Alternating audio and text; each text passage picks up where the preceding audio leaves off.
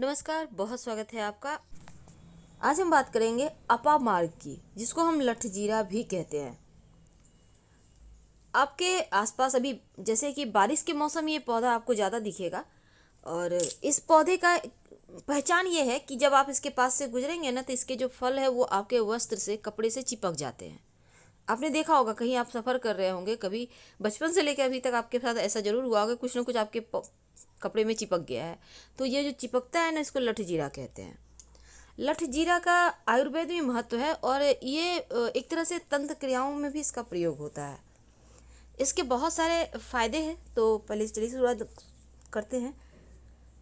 जैसे कि इसका जो जड़ होता है, लेकिन याद रखिए, जब भी कोई पौधा का जड़ आप यूज करते हैं तो उसको पहले एक दिन पहले निमंत्रण देकर आइए, अपना परिचय दीजिए, जल दीजिए और फिर उनको कहिए हम आपको लेने आएंगे, और फिर अगले दिन जाकर लाइए। अब जैसे कि आप लाकर इसको घर में स्टोर करके भी रख सकते हैं थोड़ा सा। तो अब जैसे किसी महिला को प्रसव में पीड़ा हो रहा है, बहुत परेशान है, तब इस जड़ को कमर में बांध दीजिए। देखिए 10 मिनट के अंदर नॉर्मल हो जाएगा सब कुछ। इसके बाद इस जड़ को निकाल कर आप कहीं मिट्टी में दबा दें। इसका जो बीज होता है ना, जो लठजीरा है, इसका बीज का अगर आप पहले ज़माने में ऋषि महात्मा लोग जब ध्यान करते थे, पूजा पाठ करते थे, तो बीज का खीर बनाकर खाते थे, ताकि उनका भूख प्यास सब मिट जाए और वो आराम से अपनी साधना कर सके। तो इसके बीज को अगर खीर में डालकर खाया जाए तो जो ज़्यादा भूख लगने की समस्या है वो भी समाप्त होती है, इससे मोटापा कम होता है। अब तीसरी बात, देखिए इसका जड़ में अमृत का वास होता है, अमृत तत्व का वास होता है। कहा जाता है कि जब समुद्र मंथन के समय अमृत निकला था तो देवता और दानवों की लड़ाई में अमृत की एक बूंद जैसे दुर्वा घास के ऊपर गिरी थी, उसी तरह इस लठजीरा अपामार के ऊपर भी गिरी थी। तो इस अमृतवास जड़ को अगर आप इसका दातुन करते हैं, कि ब्रश करते हैं, दांत धोते हैं लगातार कुछ दिनों तक, तो आपकी वाणी में सिद्धि आ जाती है, यानी कि आप जो बोलेंगे वो सच होगा। अब लठजीरा का जो जड़ है ना, इसको अगर पान के पत्ते के साथ रस, लठजीरा का थोड़ा सा रस, जड़ घिस लें, पान पत्ते का थोड़ा सा घिस कर जड़ निकालें, दोनों को मिक्स करके तिलक लगाइए। आप लगातार इस तिलक को यूज कीजिए, ये तीव्र वशीकरण पैदा करता है। आप खुद लगाइए, आपके पति, आपके ससुराल वाले, आपके आस पड़ोस, आपकी पूरी सभा को आप वशीभूत कर सकते हैं। बड़े बड़े जो साधु महात्मा हैं इसी सब तिलक का प्रयोग करते हैं, तभी तो लोग उनको उतने फॉलो करते हैं, सुनने जाते हैं। तो इस तिलक को प्रयोग करके आप अपने भी घर में अपना सिक्का जमा सकते हैं। अब देखिए लठजीरा का जो जड़ है, अगर कोई बांझ स्त्री को कपिला गाय, यानी जो गाय पहला बच्चा जिसने दिया है, तो अगर वो बच्चा बछड़ा है, तो अगर इसके दूध में आप घिस कर पिला दें बंध्या स्त्री को भी, इस जड़ को, लठजीरा की जड़ को, तो उसको संतान प्राप्ति होती है, वो भी पुत्र संतान। अगर वो बछिया है तो फिर पुत्री संतान। तो ये कपिला गाय के दूध में इसको पिलाने से, ये उपाय करने से संतान जरूर पैदा होता है, क्योंकि ये बहुत ज़्यादा इसके शक्तिशाली प्रभाव होते हैं। भगवान श्री कृष्ण को सबसे ज़्यादा प्रिय है ये पुष्प। और वैसे तो कई कथाओं में उल्लेख मिलता है कि भगवान श्री कृष्ण वैजयंती की माला धारण करते थे। तो इस माला के अपमान के कारण इंद्र से लक्ष्मी रूठ गई और देवराज इंद्र को दर दर भटकना पड़ा। वैजयंती फूल के विषय में ये भी कहा जाता है कि बहुत ही सौभाग्यशाली वृक्ष होता है। इनके बीजों की माला धारण करने से 9 के 9 ग्रह आपको अनुकूल फल देने लगते हैं और ग्रह दोषों से बचाव होता है। मंत्र साधना में भी इसकी माला का उपयोग करना बहुत ही ज़्यादा सिद्धि देने वाला और लाभप्रद माना जाता है। मान्यता है अगर पुष्य नक्षत्र में वैजयंती के बीजों की माला धारण करें तो आपके जीवन में कभी धन की कमी नहीं होती। तो वैजयंती के फूलों का बहुत ही सौभाग्यशाली वृक्ष में गिनती होता है और इसकी माला पहनने से सौभाग्य बढ़ता है। सोमवार शुक्रवार को आप या फिर पुष्य नक्षत्र में गंगा जल से या शुद्ध जल से धोकर धारण कर सकते हैं। अगर वैजयंती के बीजों की माला से भगवान विष्णु या सूर्यदेव की उपासना करें तो ग्रहों के दुष्प्रभाव से मुक्ति मिलती है, शनि के दोष समाप्त हो जाते हैं और इसको धारण करने से लक्ष्मी प्रसन्न रहती है।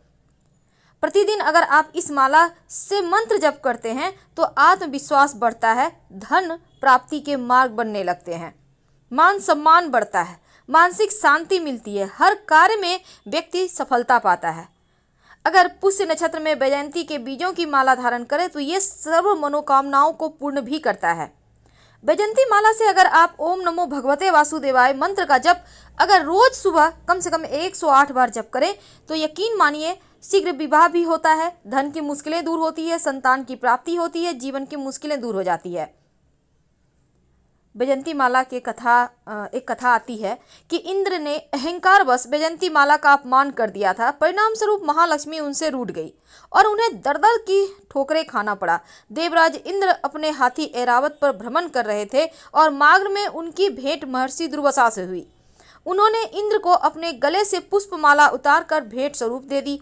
इंद्र ने अभिमानवश उस पुष्पमाला को ऐरावत के गले में डाल दिया और ऐरावत ने उसे गले से उतारकर अपने पैरों तले रौंद डाला। अपने द्वारा दी गई भेंट का अपमान देखकर महर्षि दुर्वासा जो थे उनको बहुत क्रोध आया और उन्होंने इंद्र को लक्ष्मीहीन होने का श्राप दे दिया। बाद में पश्चाताप स्वरूप उन्होंने प्रयोग किए, तब जाकर उन्हें फिर से राज वापस मिला। तो वैजयंती माला के 5 रहस्य हैं। पहली बार राधा और उनकी सखियों के साथ रास लीला खेली थी, तब राधा ने उन्हें वैजयंती माला पहनाई थी। वैजयंती पुष्प के जो बीज होते हैं, इसकी एक खूबी है जो भगवान के वरदान का फलस्वरूप है, क्योंकि इसके दाने कभी टूटते नहीं, सड़ते नहीं, हमेशा चमकदार बने रहते हैं। इसका मतलब है जब तक जीवन है तब तक ऐसे ही बने रहेंगे। दूसरा यह कि माला एक बीज है। बीज सदैव भूमि से जुड़कर ही खुद को विस्तारित करता है। इसका मतलब है कितने भी बड़े क्यों ना हो जाओ, हमेशा अपनी भूमि से जुड़े रहो। कहते हैं भगवान श्री कृष्ण वैजयंती माला को 2 कारण से पहनते थे। पहला तो वैजयंती माला से शोभा, सौंदर्य और माधुर्य की अधिष्ठात्री देवी लक्ष्मी छिपी रहती है इस माला के अंदर, और भगवान श्री कृष्ण के हृदय में श्री राधा के चरण विराजमान रहते हैं। इसीलिए लक्ष्मी जी ने वैजयंती माला को अपना निवास बनाया और जो हर समय भगवान के वक्ष स्थल पर रहती हैं। दूसरा कारण यह कि भगवान श्री कृष्ण को यह माला निरंतर राधा जी की याद दिलाती रहती है, और जिससे पहले मथुरा में एक माली बनाकर लाता था। अब यहाँ पर राधा की याद आती रहे इसलिए उन्होंने वैजयंती माला धारण की, और अगर कोई व्यक्ति इसे धारण करता है तो भगवान श्री कृष्ण का वो भक्त बन जाता है। माला में 5 प्रकार की मणियों को गूंथा जाता है, 5 महाभूतों के प्रतीक। इनका नाम है इंद्र नीलमणि, पृथ्वी, मोती यानी जल, पद्मरागिनी यानी अग्नि, पुष्पराग यानी वायु तत्व, और वज्रमणि अर्थात हीरा, आकाश। वैजयंती माला का महत्व एक ये भी है कि इस वैजयंती फूल का माला अति शुभ और पवित्र है, बहुत ही सौभाग्यशाली। इनकी माला पहनने से सौभाग्य भी बढ़ता है और माला को आप किसी भी दिन पहन सकते हैं। वैसे सोमवार और शुक्रवार हो तो अति उत्तम, तो सम्मान भी बढ़ेगा, शांति भी मिलेगी। अगर आप नियमित रूप से वैजयंती पुष्प भगवान श्री कृष्ण को अर्पित करते हैं तो जीवन में अन्न धन वस्त्र की कमी कभी नहीं होगी। दिन दूनी रात चौगुनी आप तरक्की करते जाएंगे। ये माला जब पहनिएगा तो दिन में पहनिए, रात में सोने के पहले उतार कर रख दीजिएगा, अगले दिन फिर नहाकर पहन लें, क्योंकि रात में सोने से फिर इसका प्रभाव कम हो जाएगा। इसलिए सोने के पहले आपको उतार कर रख देना है और सुबह स्नान करने के बाद पहन लेना है। हम आपसे विदा लेते हैं। जानकारी अच्छी लगे तब लाइक कर सब्सक्राइब करें, अपनों से शेयर करें, कमेंट करें। धन्यवाद।